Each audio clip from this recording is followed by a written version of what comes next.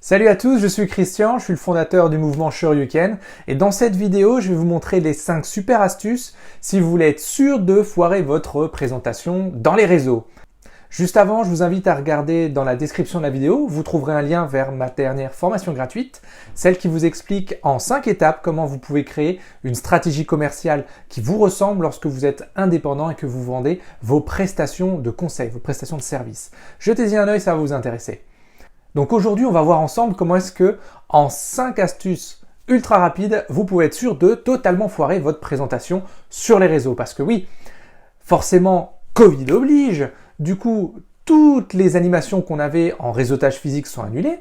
Et alors maintenant, on se rue tous en tant qu'indépendants sur le réseautage virtuel. Alors c'est génial, parce que du coup, tu peux être le matin sur Strasbourg, l'après-midi sur Toulouse, le soir sur Paris. C'est cool, franchement, c'est top. Donc je vais te donner 5 astuces qui faisaient que je foirais quasiment toutes mes réunions de Zoom, de présentation dans les réseaux. Qu'est-ce que ça a provoqué ? C'est simple, une frustration énorme. En gros, tu prends ton temps, tu as l'impression de faire quelque chose, tu as l'impression de prospecter, de roder ton discours, tu fais plein de réunions et tu te rends compte que ça donne à peu près ça, 0 résultat, 0 prospect, 0 client forcément, et que ton discours est de plus en plus triste, de plus en plus terne, et là tu commences à perdre confiance et tu te dis ok, mais est-ce que je suis sur la bonne voie ou pas ?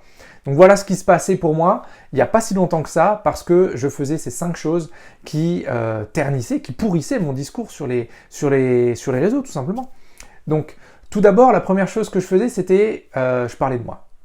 Et voilà, moi je fais ci, moi j'ai fait ça avant, moi je fais ça maintenant, moi je. En faisant ça, je me suis rendu compte d'une chose, c'est que tout le monde s'en fout de mon histoire. Il faut le dire comme ça. Et c'est sans doute pareil de votre côté, les gens ne veulent pas entendre leur histoire, ils veulent entendre la leur. Donc plutôt que de dire moi je, là le plus important c'est de s'intéresser à leurs problématiques. Donc ça c'était la première erreur que je faisais, le moi je. La deuxième erreur que je faisais, qui est très liée à la première, c'est que j'étalais mon catalogue, tu vois. Alors, voilà, forcément, donc développement commercial, gestion d'entreprise, management, bref, j'étalais mon catalogue. Je disais, voilà, moi je sais faire ça. Quelle est ta problématique ? Je suis un spécialiste, parce que bien évidemment, quand tu étales ton catalogue, tu rajoutes par la suite que tu es un spécialiste, sinon c'est pas drôle, tu vois. Et là, je me suis rendu compte d'une chose, c'est que si demain tu vas chez un médecin, et que le gars il te dit...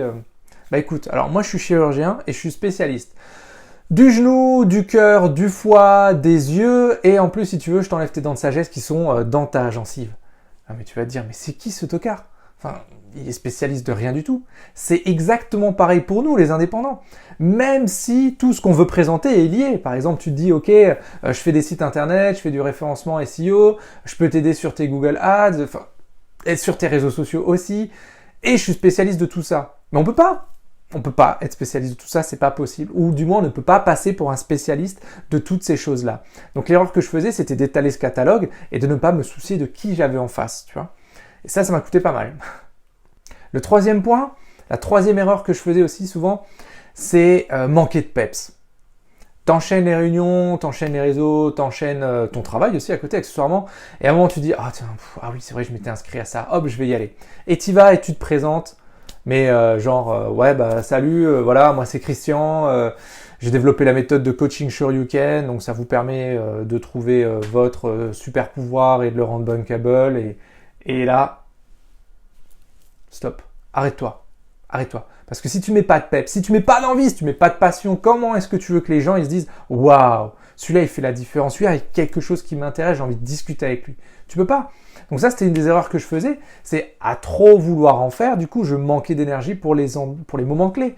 Donc pareil, troisième astuce, manque de peps, manque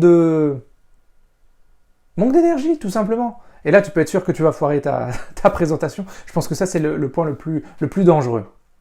La quatrième erreur que je faisais aussi, c'est je ne terminais absolument jamais mes présentations par une punchline, par une phrase qui marque et qui dit « Ok, si vous avez qu'une seule chose à retenir de mon métier, c'est… » et là, tu balançais quelque chose. Donc moi, ce que je faisais pas, c'était ça. Je terminais ma présentation et je disais bah ok, merci, si vous avez des questions, je suis à votre dispo. Et là, tu vois la mouche qui vole et tout, machin. Ok, bon, t'as tué tout le monde. Ça servait à rien. Super. Non, alors maintenant, ce que je fais et qui change beaucoup de choses, c'est qu'à la fin de mes présentations, je mets une punchline. Et alors, elle est souvent proche de la phrase que je vais dire maintenant, c'est « Vous allez vivre de votre passion et plus de votre métier ». Tu vois, ça, c'est un exemple de punchline. C'est la mienne, en l'occurrence, en ce moment. Je change assez souvent. Et c'est uniquement pour que les gens, de toute façon, ils vont se souvenir, à la limite, si tu as de la chance, déjà ton prénom, c'est même pas la peine, ils vont se souvenir peut-être d'une phrase. Et si tu balances ça, une punchline, il y a plus de chances qu'ils se souviennent de ton discours. Et la 5e erreur que je faisais, et celle-là, elle est terrible pour un ancien cadre commercial, c'est que je ne suivais pas mes rencontres. Ça veut dire que j'allais dans ces événements-là virtuels, je voyais des gens et je les recontactais pas derrière. Non mais tu t'imagines. Ça veut dire que la réunion elle se termine, on se dit tous ah c'était super, on fait un screenshot tous avec le pouce comme ça, allez bisous, à plus, hein, et c'est fini. Mais ça va pas du tout. Ça va pas du tout. La moindre des choses après, c'est peut-être de les demander en contact sur Facebook, sur LinkedIn, de leur envoyer un message personnalisé, c'est de faire quelque chose. Et ça, c'est quelque chose que je faisais pas du tout au début. Et maintenant que je le fais, ça change. Franchement, ça change. Parce qu'en plus, comme mes présentations sont plus punchy, elles sont plus marquantes, forcément, il y a des points d'accroche. Et ça a changé beaucoup de choses. Donc voici les 5 astuces si tu veux être sûr de foirer ta réunion réseau sur Zoom ou sur une autre plateforme, peu importe. Et c'est ce qui m'a coûté vraiment beaucoup. Donc c'est pour ça que je voulais les partager avec toi. Et maintenant, je vais te dire ce que ça a changé pour moi de changer mes présentations. Alors, bien sûr, il y a des choses qui sont intéressantes. Par exemple, je termine ma présentation, il y en a plusieurs qui me disent « Waouh, ça fait du bien, ce bol d'air, cette énergie, ce peps !» Ok, ça c'est sympa, ça flatte mon ego, c'est cool, merci. Je vais pouvoir retravailler dessus, je vous remercie beaucoup. Mais le plus important, c'est qu'il y a des gens qui se reconnaissent dans ce que je dis, dans l'énergie que je dégage. Et ça, alors, bien sûr, ça fait du bien de savoir qu'il va y en avoir qui vont devenir des prospects, puis ensuite des clients. Mais c'est pas ça, vraiment, le but, ça doit pas être celui-là. Le but, ça doit être de livrer ton message, et tu vas voir qu'il y a des gens qui vont revenir derrière, qui vont devenir parce qu'ils sont attirés par ce que tu dis.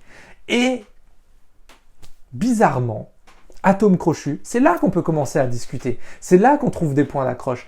Et là, tu te sens à ta place. Tu sens que ce que tu avais envie de donner, tu l'as donné sans arrière-pensée. Il y a des choses qui viennent, c'est bien. Il n'y a rien qui vient, c'est bien aussi. Mais au moins, tu t'es senti à ta place.